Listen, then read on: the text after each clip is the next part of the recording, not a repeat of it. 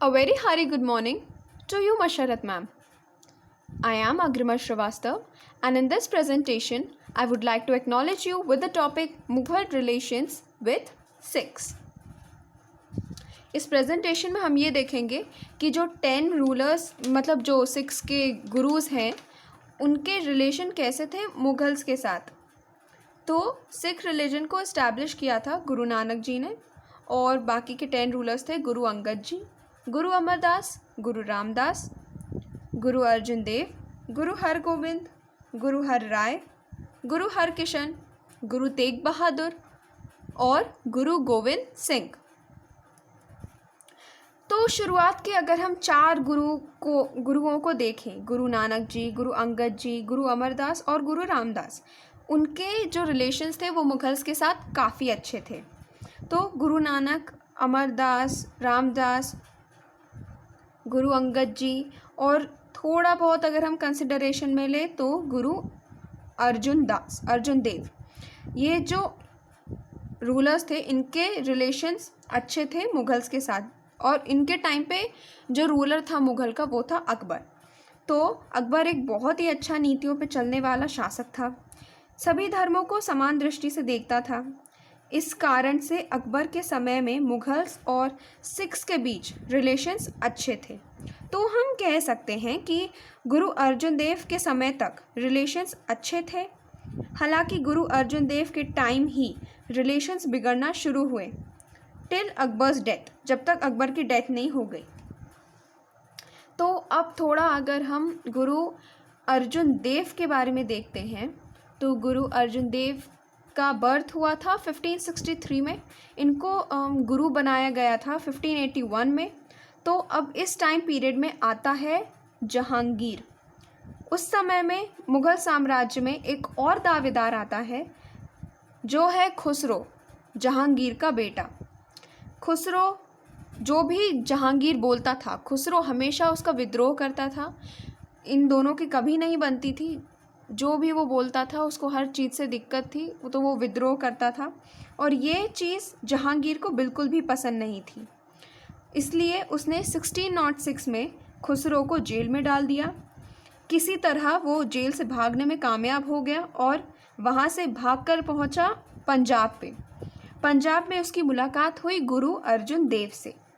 क्योंकि गुरु अर्जुन देव काफ़ी धार्मिक व्यक्ति थे, तो गुरु अर्जुन देव खुसरो को सफलता की कामना करते हुए उन्होंने आशीर्वाद दिया कि तुम जो भी काम करोगे, तुम आगे जहाँ भी जा रहे हो उसमें तुम्हें सफलता मिले, तुम जो भी करोगे वो अच्छा करो। तो ऐसे उन्होंने उसको आशीर्वाद दिया था। जहांगीर खुसरो को ढूंढने में लग गया था। उसने आर्मीज़ भेज दी थी उसको ढूंढने के लिए। आर्मीज़ ने जल्द ही खुसरो को ढूंढ लिया और उसे जेल में डाल दिया। जब जहांगीर को ये पता लगा कि अर्जुन देव ने खुसरो को आशीर्वाद दिया था, तो जहांगीर तो वैसे भी गुरु अर्जुन देव से बहुत चिढ़ा हुआ था, क्योंकि उनकी पॉपुलैरिटी बहुत बढ़ रही थी। डे बाय डे वो बहुत ही फेमस हो रहे थे रिलीजन के उसमें, तो इसलिए उसे बहुत प्रॉब्लम हो रही थी। तो जहांगीर को एक मौका मिल गया उसे परेशान करने का। जहांगीर ने गुरु अर्जुन देव से हरजाना मांगा, लेकिन गुरु अर्जुन देव ने साफ इनकार किया, ये बोल के कि किसी को आशीर्वाद देना गुनाह नहीं होता है, इसलिए वो हरजाना नहीं देंगे। जहांगीर बहुत ही गुस्से में आ जाता है और गुरु अर्जुन देव को उन्होंने जेल में डाल दिया उन्हें बहुत परेशान किया, उन्हें फ़ोर्स किया कि आप इस्लाम कबूल करें और हरजाना दें। लेकिन गुरु अर्जुन देव ने किसी भी बात को मानने से मना कर दिया। जब उन्होंने कोई बात नहीं मानी तब जहांगीर ने उन्हें मार दिया था, और जब उनकी डेथ हुई यहीं से ही मुगल्स और सिख्स के रिलेशन बिगड़ना स्टार्ट हुए। तो जहांगीर ने अर्जुन देव को 1606 में मारा था, उनकी डेथ हो गई थी। अब हम आते हैं सिख्स के 6th गुरु में, गुरु हरगोबिंद जी को। गुरु हरगोबिंद जी का जो बर्थ था वो हुआ था 1595 में। इसके बाद 1606 में उन्हें गुरु बनाया गया था। 1644 तक इन्होंने ये गुरु बने रहे और ये 6th रूलर थे। जब ये गुरु बने तब ये सिर्फ 11 साल के थे। तो गुरु हरगोविंद के पास हमेशा 2 तलवारें थीं। इनका कहना था कि इनमें से जो एक तलवार है वो उनकी आत्मिक शक्ति को दिखाता है और दूसरी तलवार है वो उनके सांसारिक शक्ति का प्रतीक है। इन्होंने एक और चीज़ की घोषणा की कि जब भी हमसे कोई मिलने या आशीर्वाद लेने आएगा वो उपहार के तौर पे अस्त्र शस्त्र या जो भी वेपन वो ला सकता है वो लाएं। तो ये समझ गए थे कि हमको अपना जो संप्रदाय है वो हमें बचाना है, हमें सरवाइव करना पड़ेगा, क्योंकि मुगल्स बहुत ही हाथ धो के पीछे पड़े हुए थे। इसलिए इन्होंने अपने भक्तों से और सबसे कह दिया था कि जो भी आएगा हमारे पास वो हमें ये वेपन्स और तलवारें और अस्त्र शस्त्र ये सब हमें दे। इन्होंने अकाल तख्त की भी स्थापना की थी। तो जहांगीर गुरु हरगोबिंद के ऊपर भी जुर्माना लगा देते हैं और ये भी मना कर देते हैं, गुरु हरगोबिंद जी भी एकदम मना कर देते हैं। तो गुरु हरगोबिंद जी को भी ग्वालियर के किले के जो जेल है उसमें उन्हें कैद कर दिया जाता है। ये 1 साल तक कैद में रहे और जब वहाँ से छूट कर आए तब वहाँ से अपनी सैनिक शक्ति को इन्होंने बढ़ाने में लगा दिया। ये बढ़ाने में लग जाते हैं, लेकिन इसी टाइम जहांगीर की डेथ हो जाती है और 1627 में आ जाता है शाहजहाँ। तो शाहजहाँ के टाइम पे गुरु हरगोबिंद थे वो टिक नहीं पाए और उनको भी हार का सामना करना पड़ा। गुरु हरगोबिंद मतलब हार गए थे शाहजहाँ से। तो वो हताश होकर उनको ये लगता है कि मुग़ल्स तो बहुत ही स्ट्रॉन्ग है, हम उनके सामने नहीं टिक पाएंगे, हमारी शक्ति उनसे कम है। तो इसलिए बाकी की लाइफ वो बहुत ही पीसफुली बिताते हैं। और शाहजहाँ के लाइफ में एक टर्निंग पॉइंट जब आता है तब उनका जो बेटा है दारा शिकोह, ये बहुत ही रिलीजियस इंसान था। दारा शिकोह एकदम अकबर जैसा था, तो ये बहुत ही रिलीजियस पर्सन था। इसकी वजह से शाहजहाँ में थोड़े बहुत परिवर्तन आए, इसलिए शाहजहाँ ने भी फिर मुग़ल्स को मतलब सिख्स को परेशान करना बंद कर दिया था उसने। इसके बाद हम बात करते हैं गुरु हर राय की। ये जो थे ये 7th सिख थे। इनके टाइम पे मुग़ल सिख का जो रिलेशन था वो सुधारना थोड़ा बहुत स्टार्ट हो गया था, just because of Dara Shikoh. He was the eldest son of Shah Jahan, जो अकबर जैसा था एकदम, सभी धर्मों को एक मानता था, चाहे वो हिंदू हो या क्रिश्चियन, सबकी बातें वो सुनता था। तो दारा शिकोह और गुरु हर राय का जो रिलेशन था वो बहुत ही अच्छा हो गया था। इस टाइम पे जो मुग़ल सिख रिलेशन ने सुधरना जब स्टार्ट ही हुआ था, लेकिन 1658 में अब आ जाता है औरंगज़ेब। वो बन गया था रूलर। वो अपने रिलीजन को लेके बहुत ही ज़्यादा स्ट्रिक्ट था, हर जगह उसको इस्लाम मतलब फैलाना था, हर जगह उसको रूल करना था। तो ये बहुत ही स्ट्रिक्ट रूलर था। युद्ध में दारा शिकोह मारा जाता है और जब गुरु हर राय को चिंता होने लगती है, उनको बहुत ही ज़्यादा चिंता होने लगती है कि अब पहले तो दारा शिकोह थे, अब आ गए हैं औरंगज़ेब, अब इनका क्या होगा। तो क्योंकि वो रिलीजन को लेके बहुत ही ज़्यादा स्ट्रिक्ट था। जब औरंगज़ेब आया तभी से उसने नीतियाँ बनानी शुरू कर दी थी कि नया मंदिर नहीं बनवा सकते हैं, उनकी मरम्मत नहीं कर सकते हैं। और कुछ सालों बाद औरंगज़ेब ने जजिया भी लगा दिया, जजिया टैक्स लगा दिया था।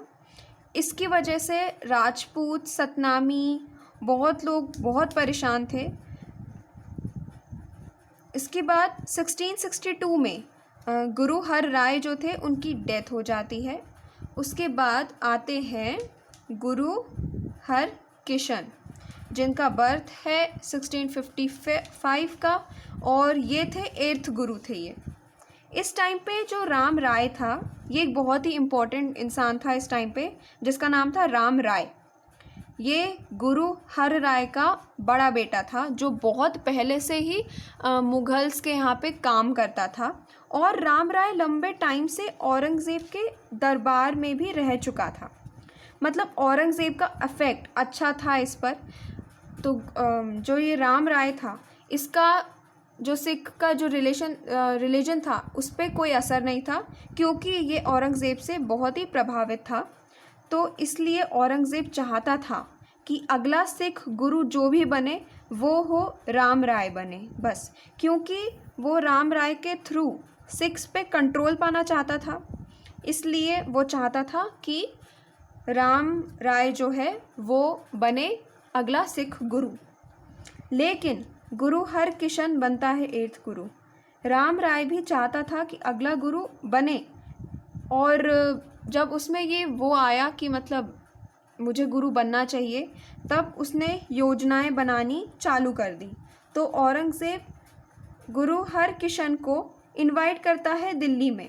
औरंगज़ेब मतलब इन दोनों ने मिलकर योजना बनाई थी कि हम इसे दिल्ली बुलाएंगे और मतलब मार देंगे। लेकिन उससे पहले कुछ हो पाता, उससे पहले ही 1664 में गुरु हरकिशन को चिकन पॉक्स हो जाता है, तो उसकी वजह से उनकी डेथ हो जाती है। और इसके बाद अगले गुरु बनते हैं गुरु तेग बहादुर। राम राय की पहले भी कोशिश रही है कि इन्हें मतलब हटा पाए हम, लेकिन उसकी कोशिश ऐसी नाकामयाब रह गई। गुरु तेग बहादुर को अगला जो वो था गुरु बना दिया गया। राम राय की कोशिशें जारी थीं कि किसी तरह वो तेग बहादुर को हटा दे और वो खुद सिख का गुरु बन जाए। तो उसने औरंगज़ेब से तेग बहादुर के कान भरना शुरू कर दिए। उसने उसकी चुगली करना शुरू कर दी कि तेग बहादुर बहुत ही आपके खिलाफ़ बहुत ही षड्यंत्र रच रहा है या ये सब कर रहा है, तो फिर आप प्लीज़ उसको रोकिए, या बहुत ही उसने भरना चालू कर दिया था। तो इधर तेग बहादुर औरंगज़ेब के स्ट्रिक्ट रूल्स के ख़िलाफ़ विरोध शुरू कर देता है। इससे औरंगज़ेब को बहुत गुस्सा आया और उसने इनको पकड़ने के लिए सेना भेजी जाती है, और बोला जाता है कि इस्लाम कबूल करें, लेकिन गुरु तेग बहादुर नहीं मानते हैं और उन्हें तकलीफ़ पहुंचाई जाती है, लेकिन वो बात नहीं मानते हैं और औरंगज़ेब उनका मर्डर करवा देते हैं। तो गुरु तेग बहादुर जी का जो रूल था वो था 1664 से 1675 तक था। इसके बाद आते हैं गुरु गोविंद सिंह। तो गुरु तेग बहादुर के इसके बाद जब गुरु तेग बहादुर के 9 साल के बेटे थे गुरु गोविंद सिंह, तो जब उनकी डेथ हुई थी तो वो काफ़ी छोटे थे। इस चीज़ का उन पे बहुत ही गहरा असर पड़ा कि मेरे पिताजी को इतने तकलीफ़ देके, इतने प्रताड़ित करके उन्होंने मारा, तो उनको बचपन से ये था कि मुझे इस चीज़ का बदला लेना है। तो 1675 में ये 10th गुरु बने और इनका रूल था 1708 तक। ये थे पहले 9 साल के, लेकिन जैसे ही ये धीरे धीरे बड़े होते गए, उस गुस्से के साथ, उस आक्रोश के साथ कि इनके सिख गुरुओं के साथ क्या क्या किया है मुग़ल्स ने, जैसे जैसे ये बड़े होते गए, इन्होंने लड़ना शुरू कर दिया और इन्होंने खालसा संघ की स्थापना करती है। खालसा संघ सिखों को एक शक्ति में बदलते हैं जो लड़ाई के लिए तैयार हैं। अब उनको समझ में आ चुका था कि हमें लड़ाई करनी ही है, तो उन्होंने लड़ाई करना स्टार्ट कर दी थी, इसलिए उन्होंने खालसा संघ बनाई। और इनके फादर जो थे गुरु तेग बहादुर, इन्होंने आनंदपुर को एक मुख्यालय केंद्र बना के रखा था। इनका मुख्यालय केंद्र था आनंदपुर में। तो गुरु गोविंद सिंह भी और अपनी पूरी मतलब सेना को लेके और पूरे मंत्रियों को लेके वो गए आनंदपुर में, आनंदपुर के मुख्यालय केंद्र में योजना बनाने के लिए कि हम कैसे कर सकते हैं। तो 1704 के आसपास, मतलब ये डेट क्लियर नहीं है, इसलिए 1704 के आसपास मुग़ल सिख